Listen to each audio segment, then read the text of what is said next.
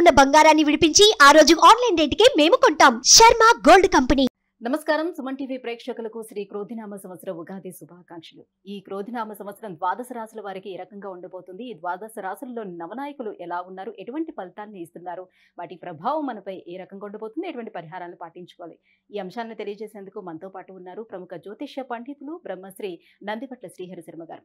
గురుగారు నమస్కారం. వాగర్థావివ సంపృక్తౌ వాగర్థ ప్రతిపత్తయే జగతః పితరౌ వందే పార్వతీ పరమేశ్వరౌ సదాశివసమారంభాం శంకరాచార్య మధ్యమాం అస్మదాచార్య పర్యంతం వందే గురు పరంపరాం. ఆదిత్యాయ చ సోమాయ మంగళాయ బుధాయ చ గురు శుక్ర శనిభ్యశ్చ రాహవే కేతవే నమః. గురుగారు, ఈ క్రోధినామ సంవత్సరం మకర రాశి వారికి ఏ రకంగా ఉండబోతుంది, గ్రహ స్థితిగతులు ఎలా ఉన్నాయి వాళ్ళకి? క్రోధినామ సంవత్సరం పేరులోనే ఉంది. క్రోధము అంటే కోపము వెలిబుచ్చుట, కోపాన్ని ప్రదర్శించుట. గడిచినటువంటి శ్రీ శోభకృతనామ సంవత్సరం, శ్రీ శుభకృతనామ సంవత్సరం 2 సంవత్సరాల్లో కరోనా కష్టాల నుంచి బయటపడినటువంటి మానవులు ఈ క్రోధినామ సంవత్సరంలో కొంత విపత్కర పరిస్థితులు ఎదుర్కొనే అవకాశాలు ఎక్కువగా ఉన్నాయని చెప్పవచ్చు. కారణం ఏంటంటే, పాలించే పాలకులు మంచివాళ్ళైతే ప్రజలు సంతోషంగా ఉంటారు, పాలించే పాలకులు చెడ్డవాళ్ళైతే ప్రజలు ఇక్కట్లు కష్టాలు తప్పవని చెప్పవచ్చు. దీనికి అనుగుణంగానే ఈ క్రోధినామ సంవత్సరానికి రాజు కుజుడు, మంత్రి శని 2 కూడా పాపగ్రహాలే, 2 కూడా బద్ధ శత్రువులే. కాబట్టి పాలకులకి ప్రజలకి మధ్య కొంత ఇబ్బందికర పరిస్థితులు అనేవి ఉంటాయి. ఇవన్నీ కూడా ప్రపంచవ్యాప్తంగా ఉంటాయి. ప్రపంచంలో చాలా దేశాలలో ప్రజలు పాలకుల పైన ఆగ్రహ జ్వాలలు, నిరసనలు వ్యక్తపరిచేటువంటి అవకాశాలు ఎక్కువగా ఉంటాయని చెప్పవచ్చు. సాధారణంగా కుజుడు న్యాయానికి ప్రతీక, అలాగే శని భగవానుడు నిష్పక్షపాతానికి, నిజాయితీకి ప్రతీక.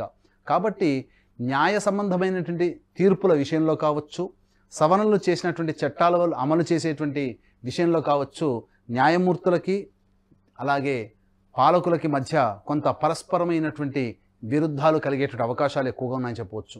అయితే ప్రజల యొక్క నిరసన ఎక్కువగా ఉన్నప్పటికీ భవిష్యత్తు ఆశాజనకంగా ఉంటుంది. ఇది ప్రజల కోసమే ఈ యొక్క చట్టాలు అనేటువంటివి సవరణలు చేయడం జరిగిందని చెప్పి తెలుసుకున్నటువంటి ప్రజలు పాలకుల యొక్క అభిప్రాయానికి ఏకీభవించి నిరసనలు సమాప్తి చేస్తారు. ఇక మకర రాశి వారికి గమనించుకున్నట్లయితే ఈ సంవత్సరం ఆదాయం 14, వ్యయం 14, రాజ్యపూజ్యం 3, అవమానం 1. అంటే ఆదాయం 14, వ్యయం 14 అన్నప్పుడు గమనించుకోవాల్సిన అంశం ఏంటంటే, 1,00,000 రూపాయలు సంపాదించారనుకోండి, 1,00,000 రూపాయలు కూడా ఖర్చు అయిపోతాయి. దీన్ని బట్టి మనం అర్థం చేసుకోవాల్సింది ఏంటంటే, సంపాదనకి తగ్గట్టుగా సమానంగా ఖర్చు కాకుండా ఖర్చును ఎంత తగ్గించుకొని భవిష్యత్తులో సేవ్ చేసుకోగలుగుతామని చెప్పి మనకు ఈ యొక్క పట్టిక ద్వారా తెలియజేస్తుంది. కాబట్టి సేవ్ చేసుకోవడానికి ప్రయత్నం చేయండి. అతి అనవసరమైనటువంటి ఖర్చుల్ని తగ్గించుకోండి. ఈ యొక్క మకర రాశిలో జన్మించినటువంటి వారు రాజ్యపూజ్యం 3, అవమానం 1 అన్నప్పుడు మీరు చేసేటువంటి ప్రతి పనిని మీ యొక్క అభివృద్ధిని కోరుకొని, మీ వెన్ను తట్టి ప్రోత్సహించే వాళ్ళు, మీ మంచిని కోరుకునే వాళ్ళు మీ చుట్టుపక్కల ముగ్గురు ఉంటే, మీకు ఇబ్బంది పెట్టేటువంటి విధంగా మీ వెనకాల గోతులు తవ్వేవాళ్ళు ఒకళ్ళు ఉంటారు. కాబట్టి ఆ ఒకళ్ళని కూడా మీరు కనిపెట్టి దానికి అనుగుణంగా మీ యొక్క పనులు చూసుకోండి అయ్యా అని చెప్పి ఈ రాజ్యపూజ్యం, అవమానం ద్వారా మనకు తెలియచేయడం జరుగుతుంది.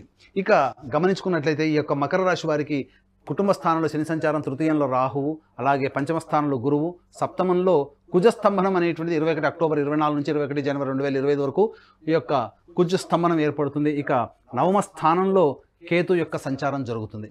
గమనించుకున్నట్లయితే ఈ యొక్క మకర రాశి వారికి కొంత విభిన్నకరమైనటువంటి పరిస్థితులు అనేటువంటివి ఎదురవుతాయని చెప్పవచ్చు. కారణం ఏంటంటే, ఈ యొక్క కుజస్తంభనం జరగనంత వరకు, అనగా అక్టోబర్ 21వ తారీఖు లోపల ఈ యొక్క మకర రాశి వారికి అన్ని విధాలుగా యోగదాయకంగా ఉంటుందని చెప్పవచ్చు.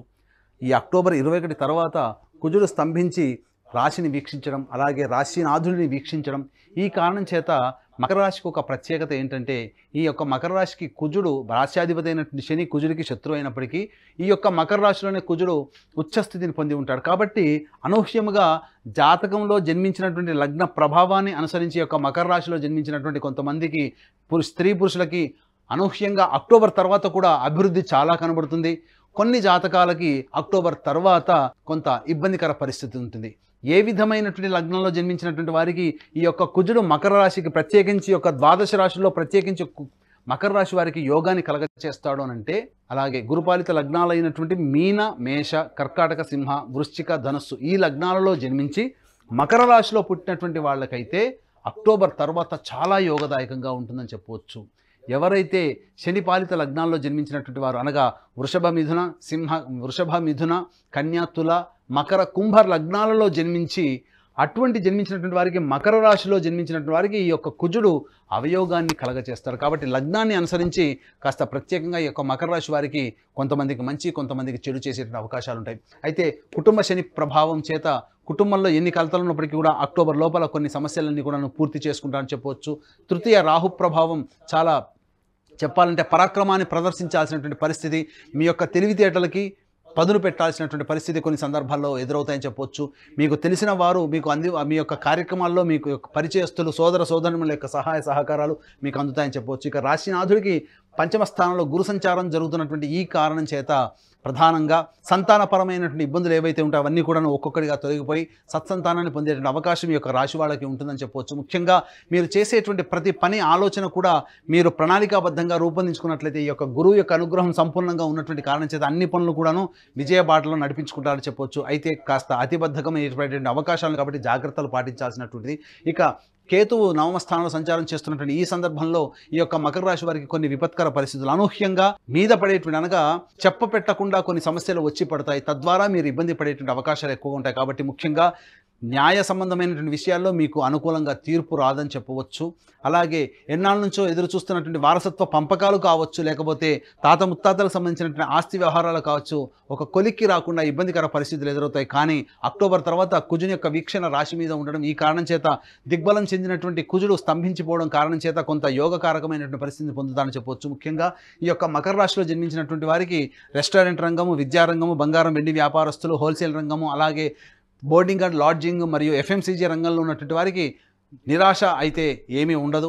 ఆశాజనకమైనటువంటి ఫలితాలు అనేటువంటివి వస్తాయని చెప్పవచ్చు. అయితే మకర రాశిలో జన్మించినటువంటి రైతులకి ప్రథమార్థం అనగా అక్టోబర్ లోపల వేసుకునేటువంటి పంటలు అధిక దిగుబడి వస్తుంది. అక్టోబర్ తర్వాత చేసేటువంటి పంటలు కమర్షియల్ పంటలుగా ఉన్నట్లయితే మంచి జరుగుతాయని చెప్పవచ్చు. ముఖ్యంగా రియల్ ఎస్టేట్ రంగంలో ఉన్నటువంటి వారికి ఈ యొక్క సంవత్సరం అంతా కూడాను ఆశాజనకంగా ఉంటుంది.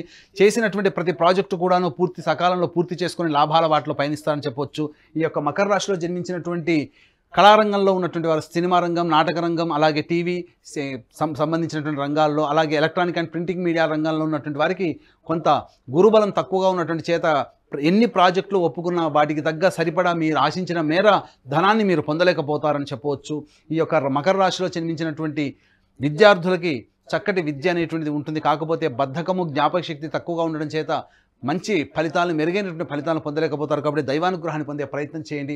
ఏది ఏమైనప్పటికీ కూడా 21 అక్టోబర్ నుంచి అనుకూలము సమయం లేని కారణం చేత ఇబ్బందికర పరిస్థితులు ఈ మకర రాశిలో జన్మించినటువంటి వ్యక్తులకి అక్టోబర్ లోపల రాజకీయ రంగంలో ఉన్నటువంటి వారికి అక్టోబర్ లోపల విజయాన్ని పొంది దానికి తదనుగుణంగా మీరు కనుక ప్రయత్నాలు ప్రారంభించినట్లయితే మీకు మంచి మంత్రి పదవి కూడా లభించేటువంటి అవకాశాలు ఎక్కువగా ఉన్నాయని చెప్పొచ్చు.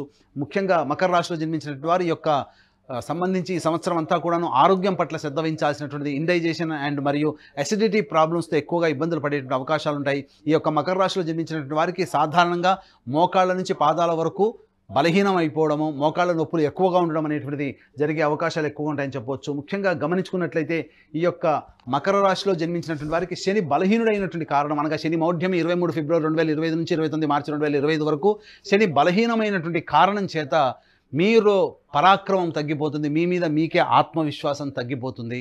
మీరు ఏ పని చేయలేము, ఇది నా వల్ల కాదేమనేటువంటి యొక్క పరిస్థితి మీకు అనగా మీ యొక్క భవిష్యత్తు ఆందోళనకరంగా మిమ్మల్ని మానసికంగా చికాకు పెట్టేటువంటి విధంగా ఉంటుంది. కాబట్టి ఆ సమయంలో ఎటువంటి నిర్ణయాలు తీసుకోకపోవడమే చాలా మంచిదని గమనించవచ్చు. ముఖ్యంగా గమనించుకున్నట్లయితే ప్రధానంగా మీ యొక్క జీవితం భవిష్యత్తు ఆనందంగా ఉండడానికి చేసుకునేటువంటి నిర్ణయాలన్నీ కూడా దసరా లోపల చేసుకునే ప్రయత్నం చేయండి. తద్వారా దసరా తర్వాత వచ్చే ఇబ్బందులన్నీ కూడాను అధిగమించగలుగుతారు.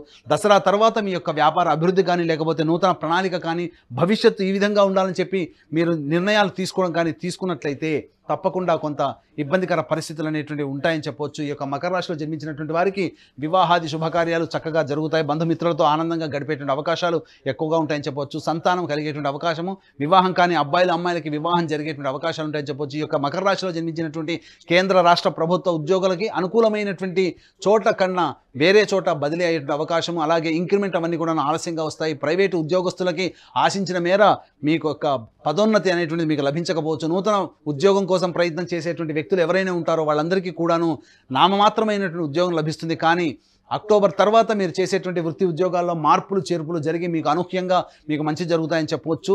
ఏదైనా కంపెనీలో పనిచేస్తున్నటువంటి వాళ్ళకి నూతన ఉద్యోగం మారాలి అనుకుంటే దసరా లోపల మారే ప్రయత్నం చేయండి. దసరా తర్వాత గ్రహం యొక్క ప్రభావం అనుకూలంగా లేని కారణం చేత మీకు ఇబ్బందికర పరిస్థితులు ఎదురవుతాయని చెప్పవచ్చు. గురుగారు, మరి స్త్రీలకు ఏ రకంగా ఉండబోతుంది వీళ్ళకి? స్త్రీ సంబంధమైనటువంటి విషయాల్లో గనక గమనించుకున్నట్లయితే ఈ యొక్క మకర రాశిలో జన్మించినటువంటి స్త్రీలకి శుభ అశుభ మిశ్రమాలుగా ఉంటాయని చెప్పవచ్చు.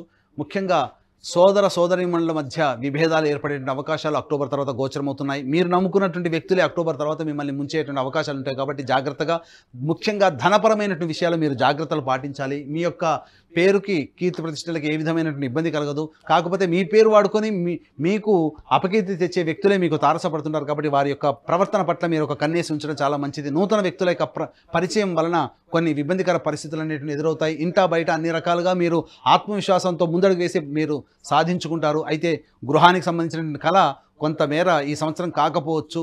మీ యొక్క గృహంలో గృహోపకరణాలు, సౌందర్య ఉత్పత్తులకు సంబంధించినటువంటి అన్ని కూడా కొనుగోలు చేసే అవకాశాలు ఉంటాయి. కాకపోతే వాహనాన్ని నష్టపోయేటువంటి అవకాశం ఉంటుందని చెప్పవచ్చు. అయితే ముఖ్యంగా ఈ రాశిలో జన్మించినటువంటి స్త్రీ పురుషులు ఎవరైనా కానీ తీపి పదార్థాల మీద ఎక్కువగా మక్కువగా ఉంటుంది. అంతేకాకుండా ఈ సంబంధించినటువంటి మకర రాశి వారికి వెయిట్ గెయిన్ అవుతారు. కాబట్టి డైట్ కంట్రోల్ కనుక చేసుకున్నట్లయితే చాలా మంచిదని చెప్పవచ్చు. ఈ యొక్క ఏ వ్యక్తికైనా కానీ నవగ్రహాలు సంపూర్ణంగా అనుగ్రహించాలి. నవగ్రహాల యొక్క అనుగ్రహం ఉంటేనే ఈ యొక్క విపత్కర పరిస్థితుల నుంచి ప్రతి మనిషి కూడాను బయటపడతాడు. కాబట్టి ఈ సంబంధించిన నవగ్రహాల టెంపుల్స్ అయినటువంటి తమిళనాడుకి కుంభకోణానికి దగ్గరలో ఉన్నటువంటి నవగ్రహ దేవాలయాల్లో ప్రతి గ్రహానికి అభిషేకం మీ గోత్రనామాలతో జరుగుతుంది. అలాగే వివాహం కానటువంటి అబ్బాయిలకి, అమ్మాయిలకి మరియు అనారోగ్య సమస్యలకి, జటిలమైనటువంటి సమస్యల పరిష్కారానికి, ముఖ్యంగా మకర రాశిలో జన్మించినటువంటి స్త్రీ పురుషులకి ఏలిన నాటి శని ప్రభావం ఉంది. కాబట్టి శనిదోష నివారణార్థమై హోమాలు, 9 గ్రహాల టెంపుల్స్లో మీ గోత్రనామాలతో 9 గ్రహాలకి అభిషేకాలు మరియు హోమాది 9 గ్రహాల హోమాలు అనేటువంటి ఈ సంవత్సరం జూన్ నెల మరియు జనవరి నెలలో చేయించాలనేటువంటి సంకల్పం చేయడం జరిగింది. కాబట్టి అవకాశం ఉన్న వాళ్ళు ఈ యొక్క కార్యక్రమ తదనంతరం కాంటాక్ట్ చేసి పూర్తి వివరాలు తెలుసుకోవచ్చు. అలాగే గమనించుకున్నట్లయితే తండ్రి వైపు 7 తరాలు, తల్లి వైపు 4 తరాల్లో ఏవైనా దుర్మరణాలుగా road accident, fire accident, suicide attempt, నదిలో బావిలో పడి చనిపోవడం, ఇంట్లోంచి వెళ్ళిపోవడం, లివర్ ఫెయిల్, కిడ్నీ ఫెయిల్, క్యాన్సర్తో చనిపోవడం, పెళ్లి కాకుండా చనిపోవడం, 60 సంవత్సరాల లోపల ఏ విధంగా చనిపోయినా, మీ కుటుంబంలో సభ్యులు కులాంతర మతాంతర వివాహాలు చేసుకున్నా, వివాహాలు ఆలస్యమైన, సంతానం కలగకపోయినా, దాంపత్య విభేదాలు ఉన్నా, ఇవన్నీ కూడాను పితృదోషాలు అని అంటారు. కాబట్టి ఇటు పితృదోష నివారణార్థమై ప్రతి నెల మా పీఠమాధ్వర్యంలో పితృదోష నివారణ పూజల హోమాలు అనేటువంటి జరిపించడం జరుగుతుంది. కాబట్టి కార్యక్రమ తదనంతరం కాంటాక్ట్ చేసి పితృదోష నివారణ పూజలో కూడా మీరు పాల్గొనవచ్చని చెప్పవచ్చు. గురుగారు, మరింత శుభ ఫలితాలను పొందేందుకు ఏ దైవారాధన చేసుకోవాలి, ఎలాంటి పరిహారాలను ఇంకా వీళ్ళు పాటించాలి? గురువారము, శనివారము నవగ్రహాల చుట్టూ శివాయ నమః అంటూ 27 ప్రదక్షిణలు చేసిన తర్వాత విభూతిని నీటిలో కలిపి ఆ నీటితో ఈశ్వరునికి అభిషేకం చేసి మారేడు దళాలతో అర్చన చేసినట్లయితే, ఈ విధంగా 16 గురు శనివారాలు చేసినట్లయితే మీకున్నటువంటి సమస్యలన్నీ పరిష్కారం అవుతాయి. అలాగే ఈ యొక్క మకర రాశి వారు ఏదైనా సమస్య వచ్చినప్పుడు ఆ సమస్య పరిష్కారం కోసం ప్రతిరోజు కూడా స్నానం ఆచరించిన తరువాత సూర్యాష్టకం 6 సార్లు పారాయణం చేసి కాలభైరవాష్టకాన్ని 27 సార్లు పారాయణం చేయండి. ఆ విధంగా 27 రోజుల పాటు చేయండి. మీకున్నటువంటి సమస్య పరిష్కారం అవుతుందని చెప్పవచ్చు. గురుగారు, మకర రాశి వారికి ఈ క్రోధినామ సంవత్సరం ఏ రకంగా ఉండబోతుంది, ఏ దైవారాధన చేసుకోవాలనే విషయాన్ని తెలియజేసినందుకు ధన్యవాదాలండి. సర్వం శ్రీ ఉమామహేశ్వర పరబ్రహ్మార్పణమస్తు.